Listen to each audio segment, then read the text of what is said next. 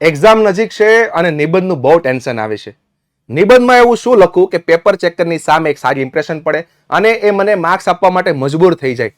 આવા સવાલો મગજમાં આવે છે તો આ વિડીયો તમારા માટે છે. યસ, ધોરણ 10 સ્પેશિયલ જે સૌથી વધારે પૂછાતું મોસ્ટ આઈએમપી ફોર્મેટ વિઝિટ વાળું. યસ, તમને કોઈ પણ નિબંધ પૂછાય છે જેમાં વિઝિટ વાળી વાત હોય એવા સમયે તમે આ વિડીયોનો ઉપયોગ કરીને મેક્સિમમ માર્ક્સ મેળવી શકો છો. મિત્રો, આસાન ભાષામાં, આસાન સમજાવટથી, આસાન પીપીટીથી, આસાન એનિમેશનથી આખો જ વિડીયો ડિઝાઇન થયેલો છે. તમને 100% કોન્ફિડન્સ આવશે. તો મિત્રો, એક પણ પાર્ટ મિસ કરતા નહીં. હું કેતન ચોટલિયા પરફેક્ટ તમારી સાથે મહેનત કરેલી છે આ નિબંધમાં, તો એક પણ પાર્ટ, એક પણ સેકન્ડ મિસ ના થાય. ખાસ જોજો. યસ, આ નિબંધની સૌથી મોટી ખાસિયત એ છે કે આ નિબંધ તમને હું આખો ચિત્રની મદદથી સમજાવીશ, સ્ટોરી સ્વરૂપે સમજાવીશ, સાથે સાથે ફોટો હશે, એની નીચે અલગ અલગ વાક્ય રચના હશે જે તમને બહુ આસાન રીતે આપેલી છે. મતલબ હવે તમે 6 માંથી મેક્સિમમ માર્ક્સ આ વિડીયોની મદદથી મેળવી શકશો. વિદ્યાર્થી મિત્રોના ઘણીવાર સવાલ હોય છે કે ગમે એટલું લખીએ માર્ક્સ તો કપાવાના જ, એવું હું શું લખું કે પેપર ચેકરની સામે સારી ઇમ્પ્રેશન પડે? એ બધા સોલ્યુશન આજના વિડીયોમાં છે. તો મિત્રો, એક એક પેરેગ્રાફ વાઇઝ આખો વિડીયો ડિઝાઇન થયેલો છે.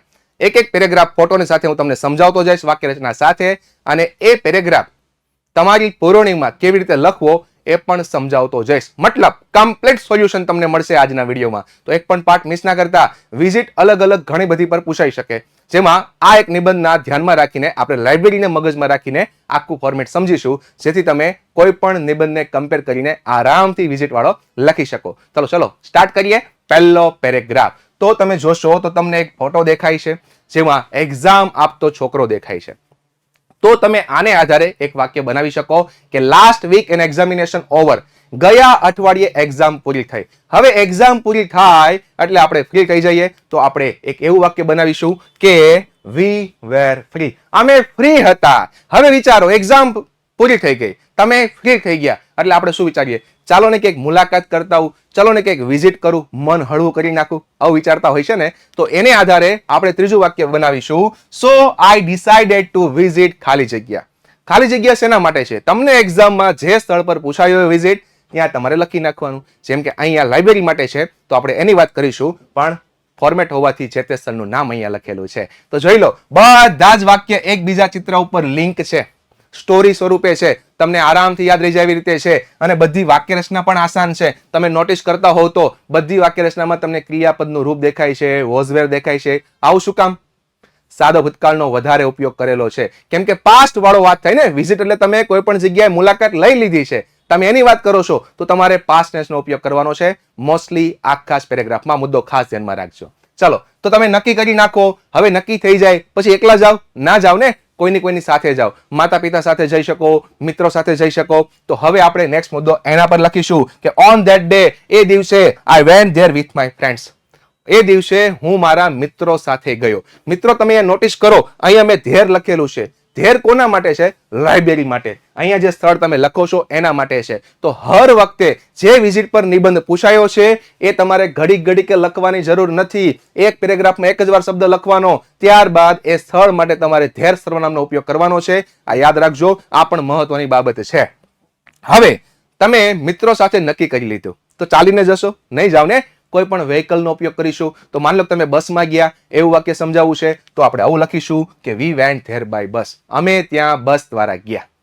હવે તમે શું કામ ત્યાં જાઓ છો? એ સ્થળ જાણીતું હશે, જોવાલાયક હશે, ત્યાં બહુ ભીડ રહેતી હશે, એ સ્થળની ખાસિયત હશે તો જતા હોય ને. તો એક વાક્ય તમારે પહેલા પેરેગ્રાફમાં હવે આવું લખવાનું કે that place was very far but familiar and worth seeing. તે સ્થળ દૂર હતું પણ જાણીતું અને જોવાલાયક હતું. જોઈ લો મિત્રો, અહીંયા તમને જે સેપરેટ 6 અલગ અલગ વાક્યો દેખાય છે, આ તમારો છે પહેલો પેરેગ્રાફ. તો હવે આ પેરેગ્રાફ માટેના જે વાક્ય મેં તમને સમજાવ્યા છે એક જ સ્લાઇડમાં સાથે આપી દઉં છું, જેથી તમે સ્ક્રીનશોટ પાડી શકો અને તમે તમારા સમયે રિવિઝન પણ કરી શકો.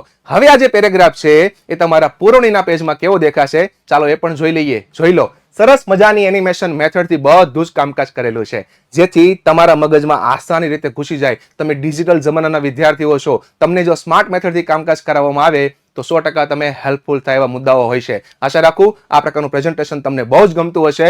તો ગમતું હોય, મારી મહેનત સારી લાગતી હોય, તમને પ્રેઝન્ટેશન સ્કિલ યોગ્ય લાગતી હોય, સમજાવટ સારી લાગતી હોય, તો ખાસ વિડીયોને અંતે કમેન્ટ સેક્શનમાં વાવ લખવાનું ભૂલતા નહીં. ચલો આ તો હજુ એક પેરેગ્રાફ હતો. હવે સેકન્ડ પેરેગ્રાફની વાત કરીએ.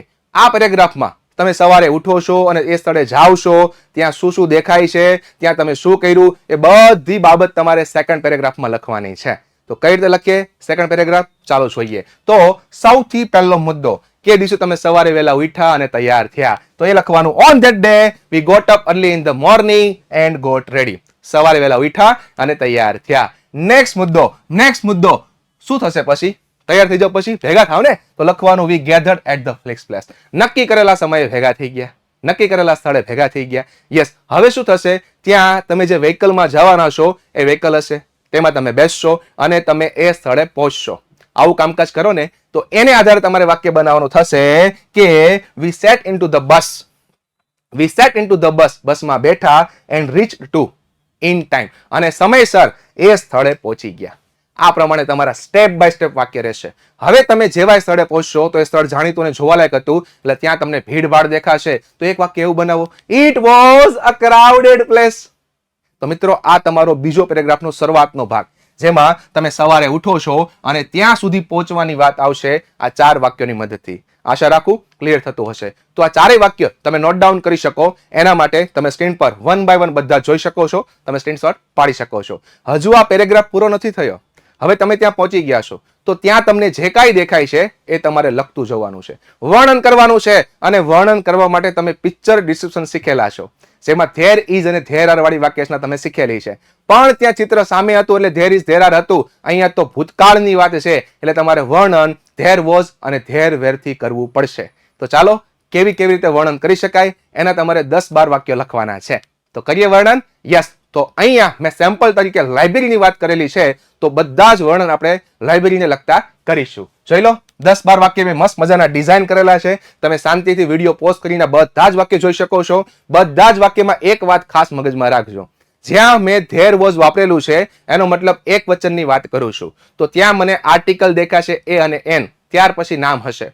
અને જ્યાં હું ધેર વેરની વાક્યરચના વાપરીશ ત્યાં બહુવચનનો કેસ હશે, એ તમારે ખાસ મગજમાં રાખવાનું છે. તો મિત્રો, આવી રીતે કોઈ પણ નિબંધ તમને પૂછાય છે, વિઝિટ વાળો છે, તો સેકન્ડ પેરેગ્રાફમાં તમારે આવા 10 થી 12 વાક્યો લખવાના, જે તમે વર્ણન કરેલા હોય એવા. તો આવા સમય શું કરવાનું? જે તમને વિઝિટ પૂછાય છે, તમે શાંતિથી એને ઓબ્ઝર્વ કરો, મનમાં વિચારો ત્યાં શું શું હશે, એ બધું 1 બાય 1 લખતા જાઓ.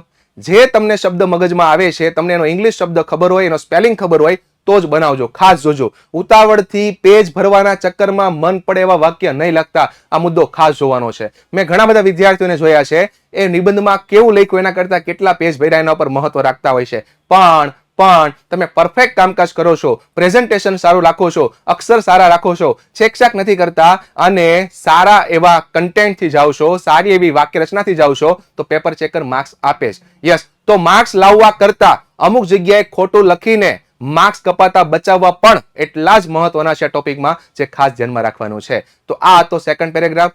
ત્યારબાદ બીજો ભાગ હજુ પૂરો નથી થયો, હજી બાકી છે. હવે શું કરીશું? પેરેગ્રાફનું એન્ડિંગ વાળું.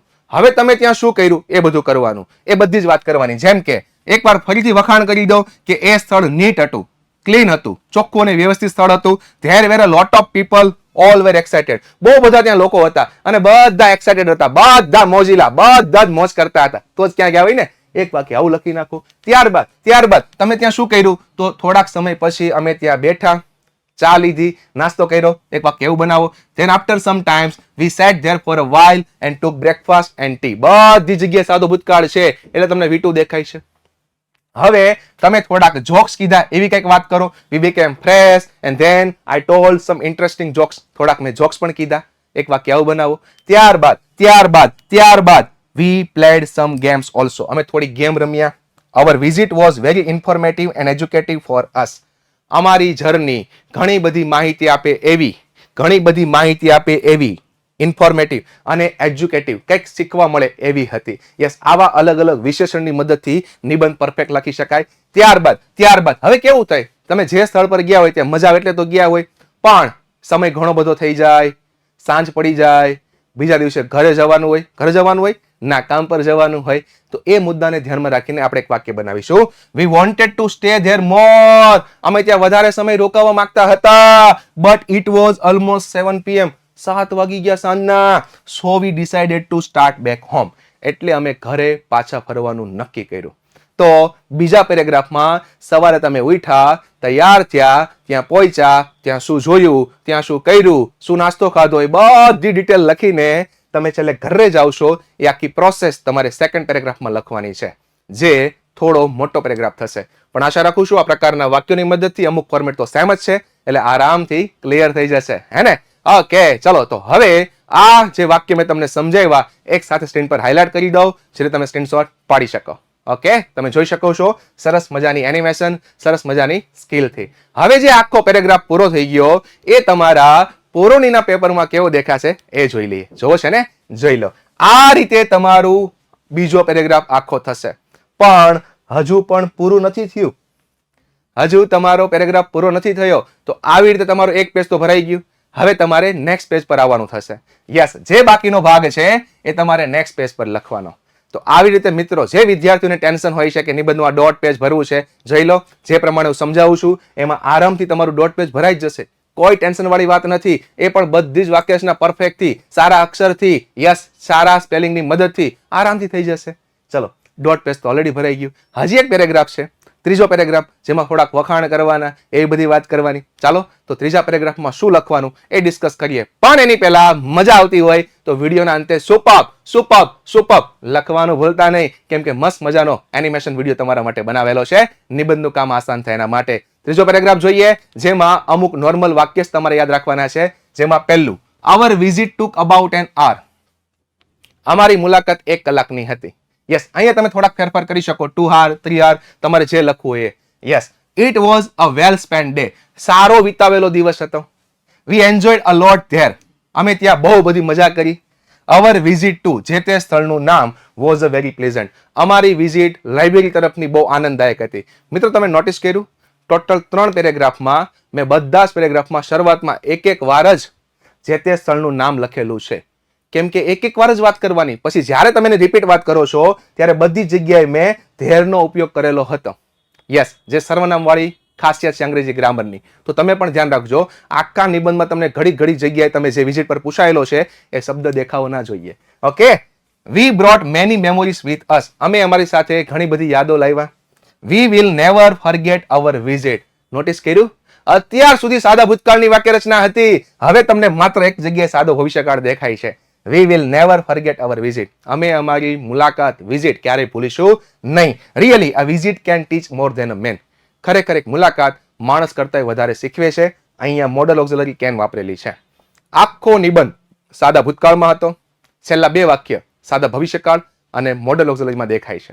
તો મિત્રો, આ પ્રમાણે તમે વિઝિટનું ફોર્મેટ કરશો તો 100% પેપર ચેકર માર્ક્સ આપવા માટે મજબૂર થશે. હવે ત્રીજો પેરેગ્રાફ પણ કેવી રીતે દેખાશે તમે સ્ક્રીન પર જોઈ શકો છો. તો મિત્રો, આ તમારા સ્ક્રીન પર 2 પેજ છે. તમે જોઈ લો, પરફેક્ટ વાક્ય રચના, પરફેક્ટ સ્પેલિંગ સાથે કટ ટુ કટ માહિતી તમને વિઝિટ વાળા નિબંધની દેખાય છે. આશા રાખું છું તમને 100% આ નાનકડા એવા વિડીયોની મદદથી વિઝિટ વાળો નિબંધ ધોરણ 10 નો આરામથી ક્લિયર થયો હશે. મહેનત સારી લાગી હોય, તમારા માટે સરસ મજાની પીપીટી ડિઝાઇન થયેલી હોય તો વિડીયોને ખાસ લાઈક કરજો અને તમારા જેટલા બી મેક્સિમમ મિત્રો છે એ બધાને શેર કરજો, જેથી એ પણ વિઝિટ વાળા નિબંધમાં આરામથી માર્ક્સ મેળવી શકે. ફરીથી વિડીયોમાં મજા આવી ગઈ હોય તો એકવાર લખીને આપજો, વન્ડરફુલ. અને બીજા જે કંઈ તમને મુદ્દા સારા લાગતા હોય એ પણ તમે કમેન્ટ સેક્શનમાં લખી શકો છો. ચલો તો આવી રીતે મળતા રહીશું, આસાન ટોપિક ડિસ્કસ કરતા રહીશું, સરળ ભાષામાં, સરળ પીપીટીની મદદથી. થેન્ક યુ, આભાર, જય શ્રી રામ.